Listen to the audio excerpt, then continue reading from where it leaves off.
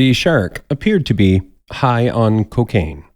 What a weird week. Hi, everybody, it's Weird. This is like crazy being here. Weird. Really weird tales. Bigfoot eats out of my trash. Well, I got a great show for you today with some wonderful weird stuff. Hi friends, I'm Scott. This is What a Weird Week, a show about weird news. You get 10 fun and interesting things from the news in about 15 minutes, and these are also wonderful conversation starters to amaze your friends and impress your colleagues when you need to make small talk. If you want to get our show notes, the show notes page is shownotes.page. This is our episode first dropping March 27, 2026. Number 10. Number 10 is cocaine sharks research continues. A study has found that some sharks off the coast of the Bahamas tested positive for caffeine, painkillers, and cocaine. We had a similar cocaine sharks report a couple of years ago from Brazil. Researchers believe it's because of human pollution. The sharks aren't actively seeking out the cocaine. We're polluting their environment. What is it doing to the sharks? That, at this point, unknown. To be continued. But, and I'm not a scientist, I doubt it's making them more docile, right? Another thing to be concerned about. Sharks hopped up on the cocaine. Maybe while we are all distracted by AI and how social media is destroying everything, maybe this is when the cocaine sharks make their move. We're looking one way, cocaine shark invasion. Something to be mindful of. Number 9. Number 9 is a PG-13, so I will navigate this as best I can, but it does involve a ding-dong. So PG-13, this is your PG-13 warning.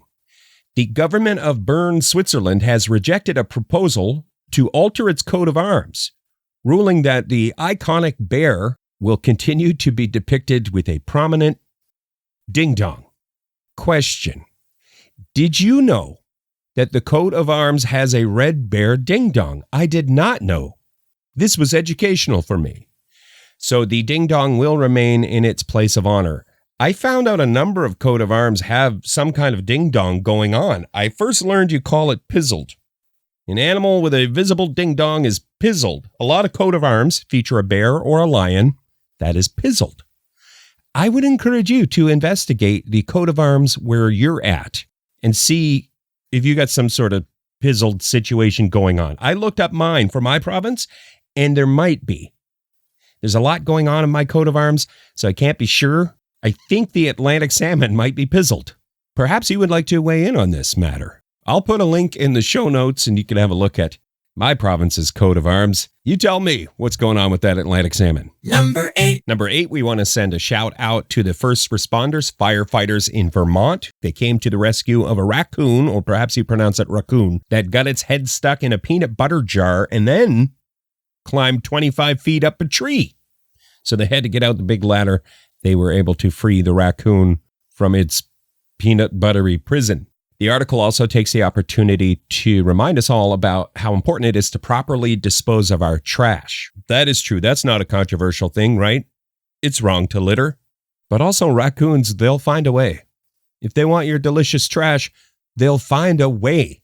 In my neighborhood, I have a neighbor who has this elaborate system of bungee cords and some sort of weight on the lid, and maybe even padlock, I'm not sure. And still the raccoons will find a way to get at my neighbor's delicious garbage. So it's a complicated story.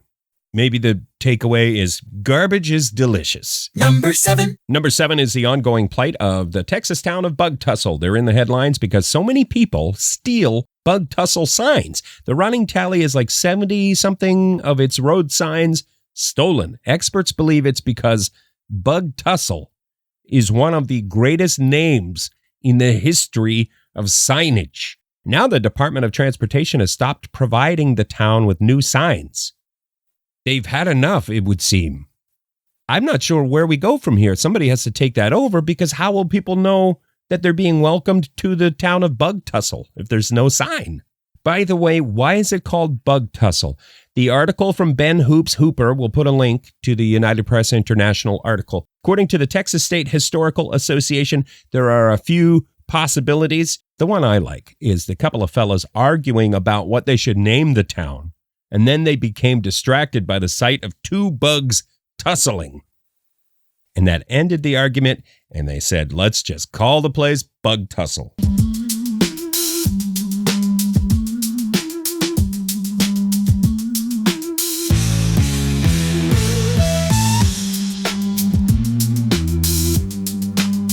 The transition music indicating that I have switched rooms and microphones. Number 6. Number 6 is the new study that seems to indicate that sleep tracking apps and those things we wear to measure our sleep quality can actually make sleep worse for some people because we get anxious and we get an unhealthy obsession with our sleep data.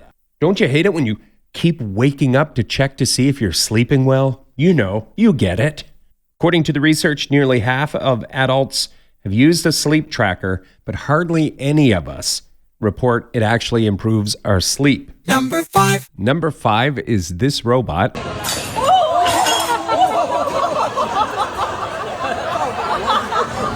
So that is the dancing humanoid robot at a California restaurant that had to be removed after it malfunctioned and began smashing plates and knocking over tableware. There is a video. We will link to that in the show notes or go to shownotes.page. I don't know how many times I've talked about the robot uprising, but I take back whatever I said before. This is how the robot uprising begins. The dancing robots. That's how it all starts. Imagine you're out for a classy meal at a place with dancing robots, and then all of a sudden the robot attacks. We walked right into that. Number 4. Number 4 is an article this week from The Mirror that gets into how China's first astronaut reported hearing a mysterious knocking sound outside his spacecraft during his 2003 mission. So there you are in outer space, and you hear a knocking at your door. That's kind of what happened, what was described. And then other crews have reported the same thing. It's kind of a fascinating article. Do you know what caused the knocking sound in outer space? Because they don't. They don't know what caused it. It's still a mystery. A mysterious space knock. Number 3. Number 3, I thought had to be fake. I almost didn't include it because I thought there's no way this is real. Nobody would really do this. But there's been a follow-up, and I guess a guy really did have a modified bicycle that ran on dog power. A man in eastern China got a lot of attention after a video showed him riding a modified electric bicycle powered by his golden retriever. The update is that police have issued the elderly man a warning. There's a photo, I'll link to it, but it will probably make you angry. Almost seems like something a supervillain would do. A golden retriever powered bicycle. There's a fellow in the photo, the elderly fellow is sitting on the bicycle, and underneath him, between the two tires, is the golden retriever in some sort of harness and like Fred Flintstone style getting around. The golden retriever's little paws are, running along and propelling the bicycle forward. That's kind of the deal there. Anyway, if you want to read more, you can click the show notes at shownotes.page. Number 2. Number 2 is a snake in the bedroom. Police in Del Rio, Texas made headlines this week after they responded to a snake in the bedroom call. It was a rattlesnake discovered under the bed. The snake was wrangled and safely relocated. A lot of times you'll see a story about a snake somewhere it's not supposed to be. They found a snake on a bus. They found a snake in a suitcase. They found a snake in somebody's fridge. Often they're so common now, we don't include them in this program. But what happened this week was I saw the photo, and I would caution, we're going to link to the photo, but if you're like me, maybe don't click, because it's a photo of the snake under somebody's bed. And I read the story, saw the photo. Then later on, I went to bed, and I could not stop thinking about a snake under my own bed. And so I had an anxious, fearful night. And I live in East Coast Canada. We don't have any venomous snakes. The biggest snake we have is like as long as a pencil. But still, this one might haunt you. Honorable mention. This is good news. A multi-year study on sitting seems to point towards a better way to sit. This involved tens of thousands of people. It seems like it's better for your brain health to be a mentally active sitter. So if you're doing office work while sitting or knitting It's another one that they mention in the article. I would think gaming too, but I don't know. I'm not a scientist. Mentally active sitting is better than passive sitting, like watching TV while sitting. That's considered passive sitting. So the article says try to replace an hour of passive sitting with the other kind of sitting. Now you're up to date on the sitting science. Honorable mention again. Sailors have reported this weird behavior for years, but it's never been captured on film, ... until now. Sperm whales headbutting. That used to be a legend, but now they have drone footage of whales headbutting each other. Why do they do it? Researchers have some theories. One of them is, I'm going to argue, it's one of whale researchers' go-to theories. And no disrespect, whale researchers, you're way more educated than me. When whales do something wacky, oh, they're just playing. Well, that's the theory here too, is perhaps it's playing behavior. They're just goofing around, them whales. That was my impersonation of a whale researcher. Not great. I'm the first to call myself out on that. Number one. Number one this week is the vaping squirrel that made headlines. The squirrel was at a London park, United Kingdom. It got into somebody's discarded vape or e-cigarette, and that image just captured the imagination of many people online. Wildlife experts say, please do not discard your vape pens because bad for squirrels.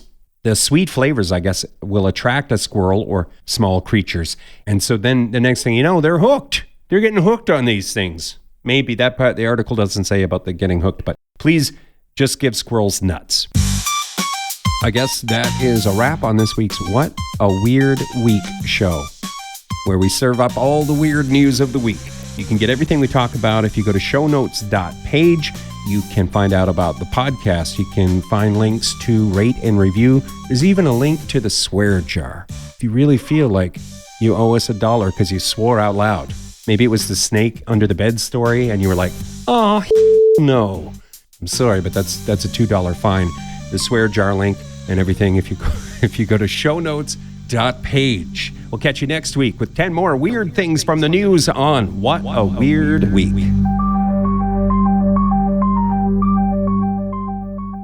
And now here's our song about the vaping squirrel. This is Little Vapey the Squirrel.